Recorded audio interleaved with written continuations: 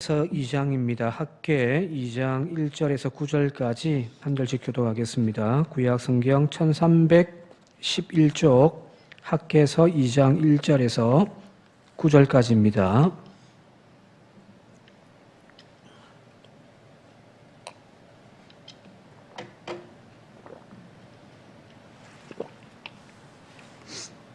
한 절씩 교독하겠습니다. 일곱째 달 곧 그 달 21일에 여호와의 말씀이 선지자 학계에게 임하니라. 이르시되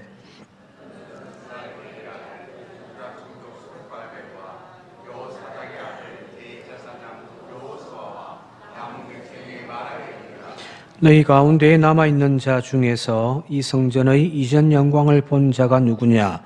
이제 이것이 너희에게 어떻게 보이느냐? 이것이 너희 눈에 보잘것 없지 아니하냐.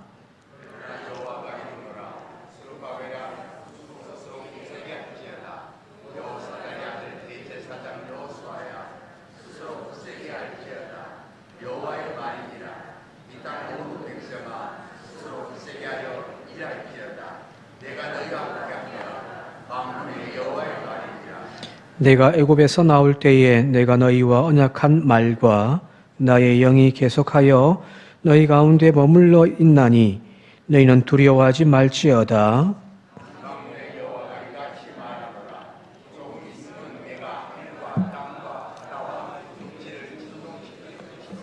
또한 모든 나라를 진동시킬 것이며 모든 나라의 보배가 이르리니 내가 이 성전에 영광이 충만하게 하리라. 만군의 여호와의 말이니라.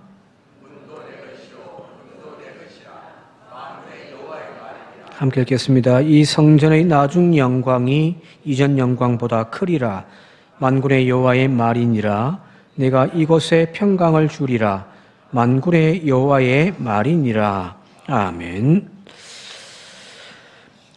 학계서 1장에서 포로 교환 공동체가 중단했던 그 성전 건축을 하나님께서 학계를 통하여 이제 마무리 지어라. 언제까지 때가 아니라고만 변명하며 멈춰 있을 것이냐라고 말씀하십니다. 그런데 지난 시간에도 말씀드렸듯이 상황을 되짚어 보게 되어지면은 바벨론 포로로 돌아온 이 이스라엘 백성들이 뭐 좋은 집 짓고 말 그대로 막 대궐 같은 집에서 막 호의호식 가면서 지금 지내면서 하나님 성전 안 짓는 건 아니거든요. 그들이 돌아왔던 예루살렘 아무것도 없는 황무지와 같은 땅입니다. 다시 개척하며 삶의 터전을 일구어야 할 그런 가난과 고통의 시간들을 보내고 있습니다. 더군다나 지금 이 성전 건축이 중단되어진 가장 큰 원인은 바로 페르시아의 정부에서 왕의 명령으로 그 성전 건축을 중단하라고 그렇게 지금 명령이 내려진 상황이기 때문에 이거는 어찌할 바가 없는 일이에요. 자, 그런데도 하나님은 18년 동안 그 멈추었던 성전 건축을 빨리 지으라고 재촉하고 있잖아요. 그죠? 그죠? 이 상황을 어떻게 받아들일 건가? 여러분 같으면 어떻게 받아들이시겠어요? 하나님 말씀이니까 당연히 그렇게 해야죠. 그죠? 정말 좋은 믿음이죠. 그죠? 이스라엘 백성들의 이야기를, 성경에 있는 이야기를 그냥 제3자의 독자의 입장에서 읽다 보면 그냥 우리는 하나님의 입장으로만 이해할 수 있는데 거기에다가 나를 한번, 우리를 한번 넣어보자는 거예요. 우리에게 하나님이 그런 말씀을 하신다면 우리는 어떻게 할 건가? 자, 이 상황과 조금 뭐 다르겠습니다만은 조금 비슷하게 상정을 해본다고 한다면은 직장에서 명퇴당해가지고 이제 직장을 나왔습니다. 먹고는 살아야 되니까 막노동이라도 해서 가족을 부양해야 된단 말이에요. 그런 고민 때문에 막 근심하고 여기저기 일자리를 찾아다니고 막 하고 있는 그런 상황이에요. 내 삶 자체가 지금 가난하고 척박해요. 퍽퍽해요. 그죠? 이스라엘 백성들의 현실이 그랬단 말이에요. 자, 그런데 목사님이 말끝마다 교회 건축을 위해 작정했던 것들 이제 다 완수하시오. 작정한 그거냐 다 빨리 마무리하십시오 라고 계속해서 강단에서 설교를 한다면 여러분들 같으면 어떻게 하시겠습니까? 어떻게 하실래요? 마무리해야 돼요. 마무리해야지, 그죠? 우리 장로님은 믿음이 스탠다드로 나왔어. 저는 설교 준비하면서 그렇게 한번 가정해 봤거든요. 지금 직장도 없고 자식은 지금 학원도 못 다니고 당장은 끼니 걱정해야 될 그 상황인데 목사님이 자꾸만 성전 건축 마무리해라고 막 자꾸 말씀하시면은 제 마음에 너무너무 상처가 될 것 같아요. 좀 심하면은 이것도 뭐 교회냐 이것도 목사냐라고 막 하면서 막 그 교회 나갈 것 같은 그런 마음도 사실 살짝 들긴 했거든요. 물론 멀쩡한 교회 건물을 놔두고 새로 교회를 크게 짓는 것과 이 당시에 다 무너지고 아무것도 없는 그래서 다시금 예배 처소를 새로 지으라고 하는 것은 상황은 좀 다르겠지만 쉬운 결단은 아니거든요. 그죠? 자, 그런데 이 하나님의 명령에 대하여서 스룹바벨과 여호수아를 중심으로 한 유대 그 백성들이 하나님의 말씀에 순종하여 무너진 성전을 건축하기 시작하는 겁니다. 자, 거기 1장에 14절과 15절에 그 끝부분에 이제 보면은 나와 있는데 같이 한번 읽어볼게요. 시작. 여호와께서 스알디엘의 유다 스룹바벨의 마음과 여호사닥의 아들 대제사장 여호수아의 마음과 남은 모든 백성의 마음을 감동시키심에 그들이 와서 만군의 여호와 그들의 하나님의 전 공사를 하였으니 그때는 다리오 왕 제2년 여섯째 달 24일이었더라 하는 겁니다. 이제 공사를 시작한 거예요. 그래서 왕의 명령 떠나서 하나님의 명령이니까 그 어떤 세상의 소리보다 가장 우리가 귀 기울여야 되고 또 순종해야 할 것이 바로 하나님 명령이니까 하나님 말씀 아멘 하면서 성전 건축을 하기 시작했더라는 겁니다. 자, 그리고 이제 그 성전 건축이 진행되어 가는 과정 가운데 오늘 본문 말씀은 1절에 일곱째 달 곧 그 달 22일에라고 하는 시간이 이제 구체적으로 나와 있으니까 공사 시작하고 거의 한 2달 정도 돼 있단 말이에요.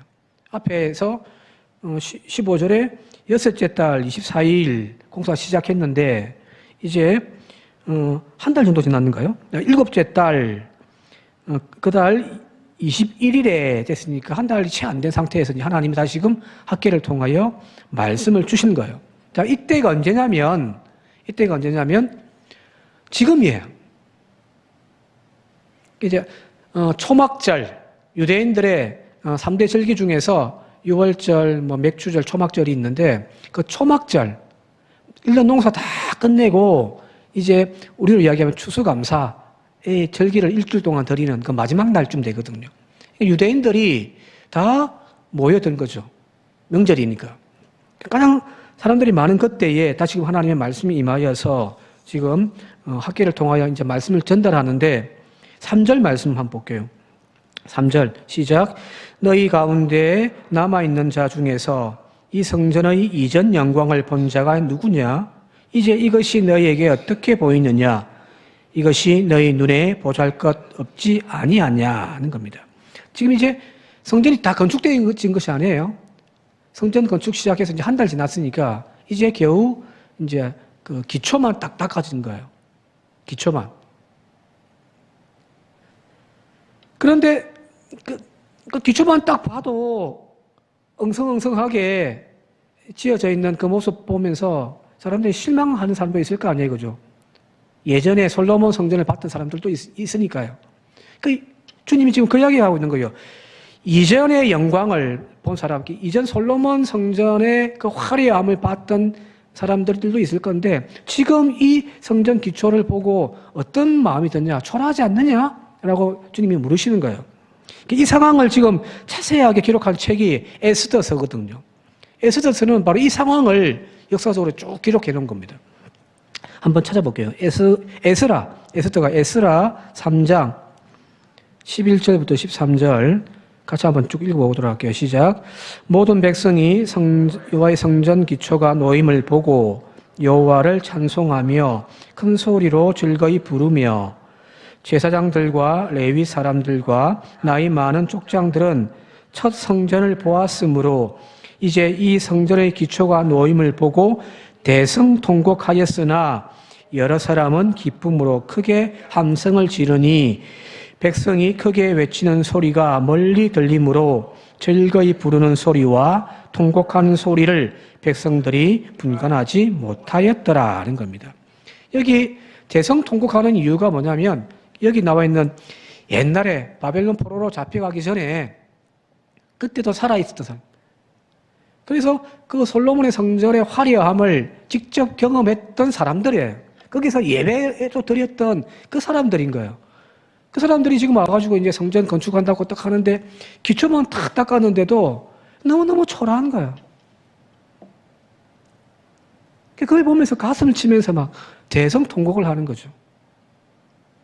얼마나 마음이 아프겠어요, 그죠?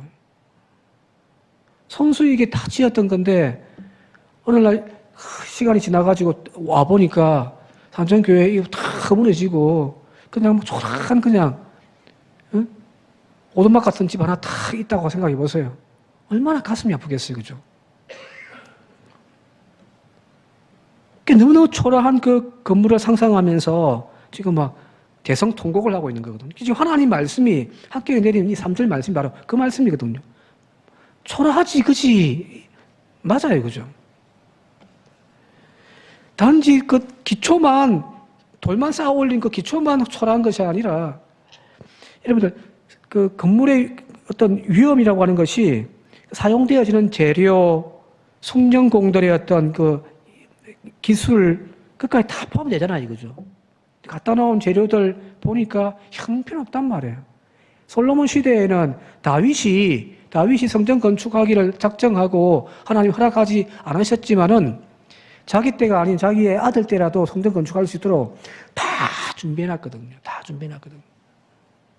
그리고 솔로몬은 저 북쪽에 있는 지금의 레바논에 있는 백향목 정말 좋은 나무들요. 쭉쭉 뻗은 그걸 수입해 와가지고 그것 갖고 다 만들었단 말이에요. 근데 지금은요. 재료도 형편없고 모든 것이 지금 엉망진창인 것처럼 보여집니다. 이처럼 외모의 초라함을 보았을 그때 그들이 통곡하고 막 실망하고 막 좌절하고 있는 그때에 지금 하나님 말씀이 하시는 거예요. 초라해 보이냐? 이게 초라해 보이느냐? 외형적으로는 초라해 보일 줄 몰라도 성전의 참 의미를 너희들이 잘 모르고 있다라는 겁니다. 하나님은 저 광야의 텐트, 거기에서도 하나님 찾아와 주셨던 분이시고요. 솔로몬의 그 화려한 그 영광의 집에도 하나님 찾아오시는 분이십니다. 하나님은 그런 집 따지지 않는 분이시란 말이에요. 초라하다, 그건 인간의 기준일 뿐이지 하나님은 아니란 말이거든요. 지금 학계 선지자는 이 둘째 성전에 오셔가지고 이 성전을 이전 솔로몬 성전보다 더 영화롭게 할 거다라고 하는 그런 예언을 지금 하고 있단 말이에요. 그죠? 오늘 그게 제일 마지막 부분이 9절의 말씀이잖아요. 너희가 보아왔던 그 이전 성전의 영광보다 앞으로 세워질 이 성전의 영광이 더 클 것이다 하는 겁니다. 그걸 보는 것이 믿음의 눈인 거죠. 그죠? 중요한 것은 우리의 만족이 아니라 하나님의 마음 아닌가요? 하나님이 오셔서 편안하게 그냥 거하실 수 있는 그런 집이 그게 진짜 좋은 집 아닌가요? 그죠? 오늘 여러분들의 각자의 가정이 바로 하나님께서 마치 손님처럼 와서 그냥 어찌할 바를 몰라가지고 그냥 안절부절 하시다가 가시는 그런 집 말고요. 하나님이 정말 편안하게 그냥 찾아오셔서 웃으시다가 갈 수 있는 그런 집들이 되어지기를, 또 그런 우리 교회가 되기를 주님의 이름으로 축원드립니다. 아이고 주님, 초라한 우리 집에 어떻게 오셨습니까? 그죠? 하나님은 그런 거 안 따신단 말이에요. 여기 에스라를 통해서 당시 상황을 구체적으로 알 수 있는 것은 바로 성전의 그 초라한 모습을 보고서 기초설을 보고서 사람들이 대성통곡했다고 했잖아요, 그죠? 근데 또 한편에서는 큰 소리로 기쁨의 함성도 부르는 소리가 있었다고 하잖아요. 그 에스라가 3장의 11절 보게 되어지니까 큰 소리로 절거이 부르며 라고 되어 있단 말이에요. 그 소리가 막 대성통곡하는 소리, 큰 소리로 뭐 함성하는 소리, 거기 섞여가지고 저 멀리서 다 들리더라고요. 그죠? 자, 그런데 여기 큰 소리로 절거이 부르며 라고 하는 히브리 성경 원문을 보게 되어지면은 헤리우, 테루아, 게돌라라고 이렇게 됐단 말이에요. 큰 소리로 절거이 부르며. 그런데 여기 큰 소리, 이게 그 함성이라 됐단 말이에요. 이게 페루아, 히브리 말 페루아. 이 히브리 말로 페루아는 어떤 의미냐면은, 자, 전쟁에 나가서 두 진영이 진을 치고서 서로, 기싸움을 하잖아요. 그죠? 기싸움을 한단 말이에요. 이 기싸움하는 방법이 뭐냐면은 서로의 함성을 지른단 말이에요. 그죠? 이쪽에서, 와! 하면, 여기는 어떻게 해요? 더 큰 소리로, 와! 한단 말이에요. 그죠? 그 함성을 통해서 서로 기를 죽이는 거죠. 그죠? 이 페루아란 전쟁 중에서 상대방을 제압하기 위하여 지르는 함성이 바로 페루아입니다. 이 큰 소리로 기쁘게 부르짖는 소리, 그 소리가 오늘 절망하고 통곡하며 눈물 흘리고 아이고 이것밖에 안 됐네 하면서 가슴을 치며 통곡하는 소리를 제압하는 거예요.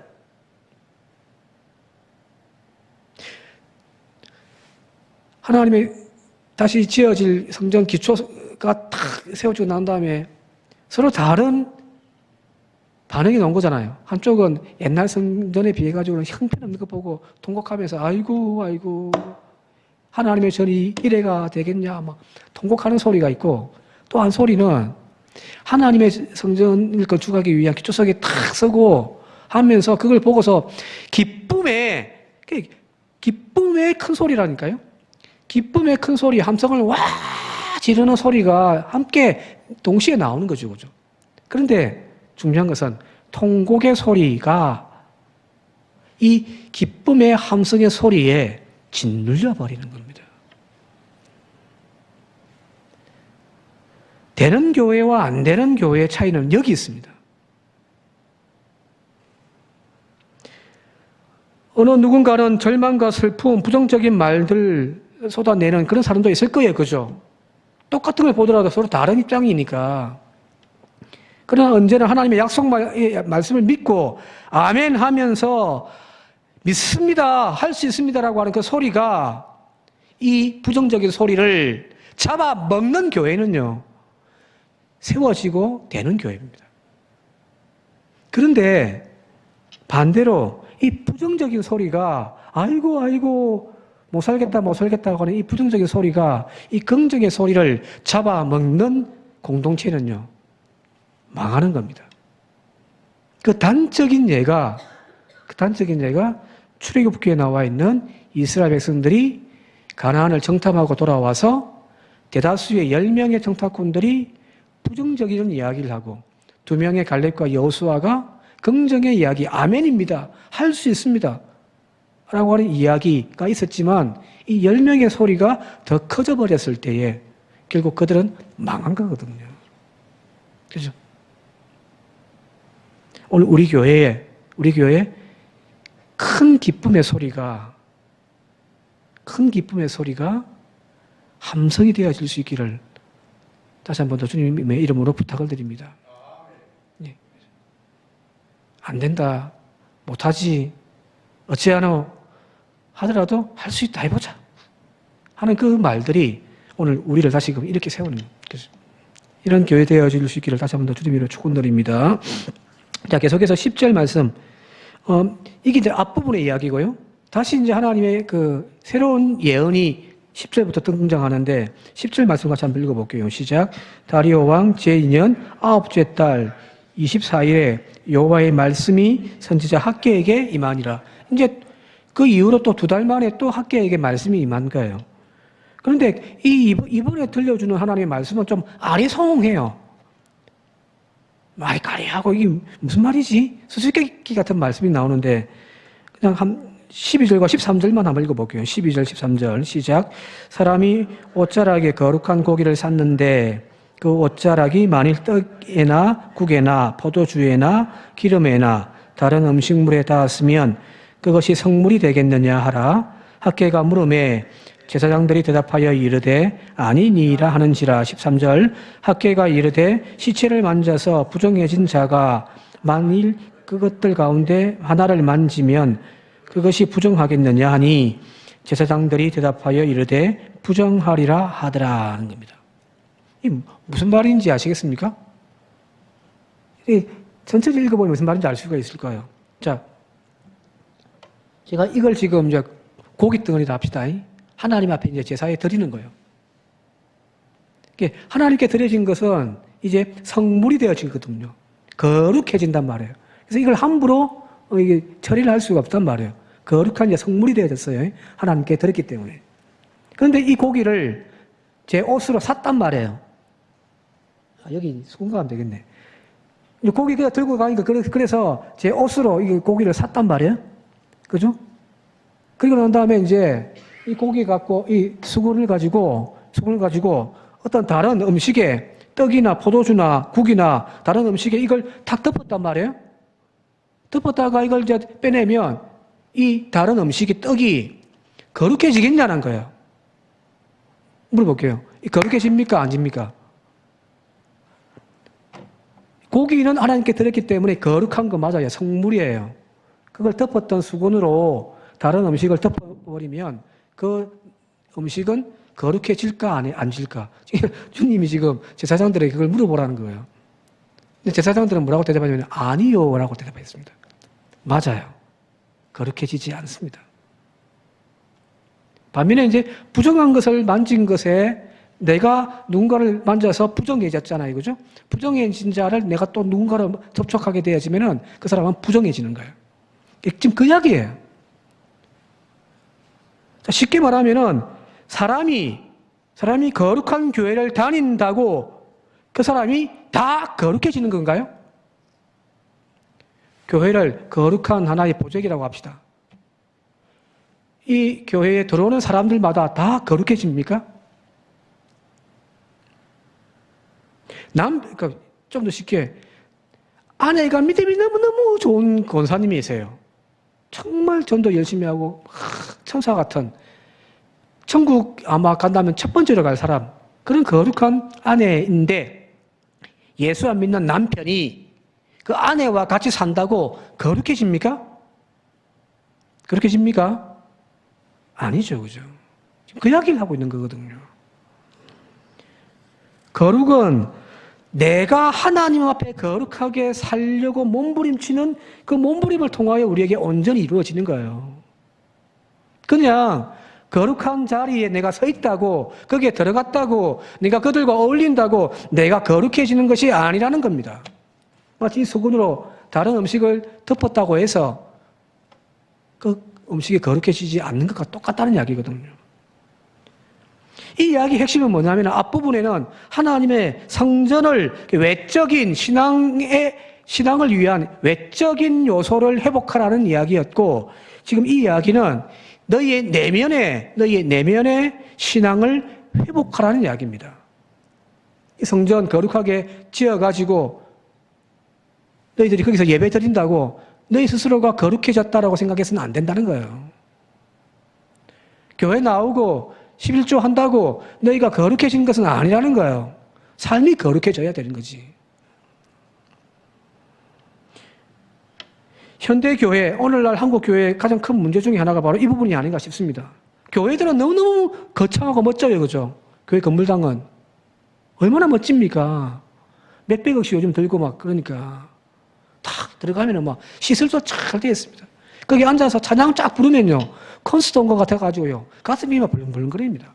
은혜 안 받을래도 은혜 안 받을 수가 없습니다. 그런데 그 성도들의 삶은 어떠하고 그들의 믿음은 어떠하냐 말이에요. 그 영혼은요. 주일날 교회에 나와서 헌금하고 예배드리면 다 성도라고 불러줍니다. 세상에 별짓 다 해도 주일날 교회 나와서 예배만 드리고 집사 호칭만 달면 다 믿음이 좋은 그냥 성도라고 우리 다 불러준단 말이에요. 그죠? 1년에 뭐 한두 번 나와도 집사님이에요. 그죠? 여전히. 왜? 한 영혼 뺏길까 싶어가지고. 자, 그런데 오늘 우리와 비교해서 복음이 우리 이 한반도에 처음 들어왔을 때 1985년도에 그때 선교사들이 이제 복음을 전가하고 이제 교회가 세워지고 교회인들이 이제 막 생기고 시작할 때에 그때 사람들이 막 교회에 예수 믿겠다고 찾아와 오면은 세례를 우리 같은 경우는 그냥 당장 줘버리고 그냥 와 교인 바로 등록시킬 거 아니에요, 그죠? 지금 우리 그렇게 하잖아요. 왜? 숫자에 우리 너무 지금 집착을 하고 있으니까. 근데 초대교회 한국 교회 초대교회 때는 예수 믿겠다고 오더라도 그 사람을 바로 세례를 주지 않았습니다. 다음과 같은 조건을 걸었답니다. 한번 보실까요? 같이 한번 읽어볼까요? 함께 읽겠습니다. 시작. 첫 번째 시작. 누구든지 교인이 되려면 안 보이세요?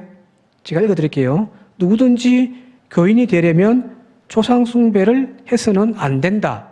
이걸 다짐하는 거예요. 왜? 그 당시는 다 유교에 제사 지낸단 말이에요. 그죠? 우상숭배니까 이거 너 안 하겠다고 결단해라. 겁니다. 근데 사실은 이게 쉬운 게 아니죠. 그 당시에. 그죠? 그죠? 잘못하면은 뭐 족보에서, 파버리는 그런 경우들이 있으니까. 이 감히 조상에게 제사를 안 지내? 이건 굉장히 어려운 문제입니다. 둘째는 안식일을 지켜야 한다. 그래서 네가 비록 양반일지라도 머슴을 다 쉬게 해주라. 안식일은 무조건 쉬어라. 교회 나와야 한다. 세 번째는 부모를 공경해라. 부모 공경하지 않으면 세례 받을 수 없다. 막 동네에 막 부모를 함부로 하는 그런 사람이 있어. 너는 세례만 못 준다. 이때 버리는. 불법적인 혼인 관계를 금해라. 이 당시에는 그런 것들이 많았으니까 그냥 성경에서 이야기하는 한 여자와 한 남자의 안전한 그런 가정을 꾸미는데 네가 다짐해라. 그리고 먼저 자기 가족들에게 복음을 전해라. 그리고 여섯 번째가 생업에 근면하고 계명을 지키라. 자, 이런 조건을 수락하고 그렇게 살 때에 한국 초대교회는 비로소 그 사람이 하나님의 자녀가 되어졌다고 인정을 하고 세례를 주었다라는 겁니다. 무슨 이거 조건 6개인데 따지고 보니까 무슨 교회에 오늘날 뭐 중한 직분자 세우는 것도 아니고 그죠? 직분자 세우는 것도 아니고 단지 교회에 와가지고 내 교회 이 교회 앞으로 다닐래요. 세례교인 될래요. 하는 그 조건 치고는 너무너무 거창한다 보이지 않습니까? 그죠? 무슨 장로 세우는 것도 아니고 그죠? 그런데 이게 진짜 아닌가요? 이게 진짜 아닙니까? 우상숭배. 나는 거절하겠습니다. 철저하게 안식일, 주님의 날은 내가 교회에서 예배드리겠습니다. 성경이 이야기하는 십계명에 부모 공경하는 것, 누구보다도 더 열심히 섬기겠습니다. 가족에게 복음 전가하는 것, 그것부터 하겠습니다. 오늘 우리의 신앙을 좀 거기에 비교를 탁 해본다고 한다면은 오늘날 뭐 여러분들뿐만 아니라 한국 교회 지금 전반적으로 신앙의 수준이 따지고 보니까 세례 교인 교회에 이제 처음 나오는 성도들의 신앙보다 너무너무 못한 거예요.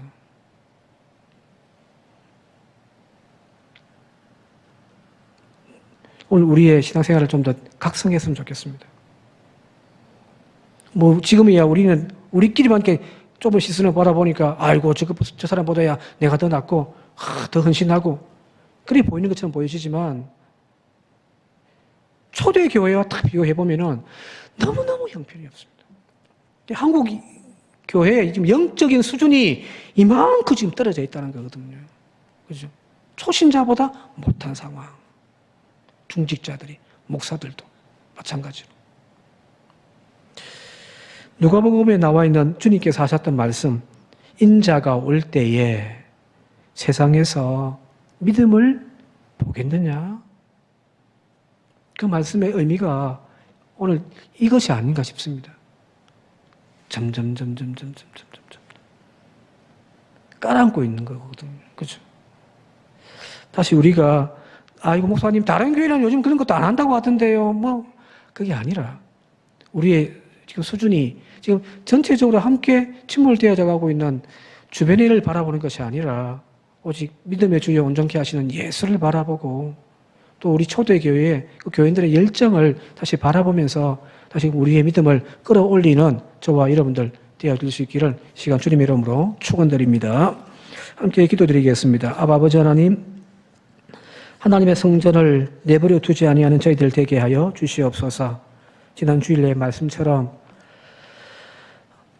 주의 성전이 허물어져 가고 있는데도 편백한 나의 집에서 나의 먹고 살기를 위하여 애쓰며 몸부림만 치는 저희들이 되어지지 않게 하시고, 무엇보다 먼저 하나님의 성전이 예배 자리가 회복되어져야 우리의 삶도 회복되어 줄 수 있음을 다시금 저희들 깨닫는 저희들 되게 하시고, 다시금 각자의 예배 자리를 회복하는 우리 모두가 되게 하여 주시옵소서.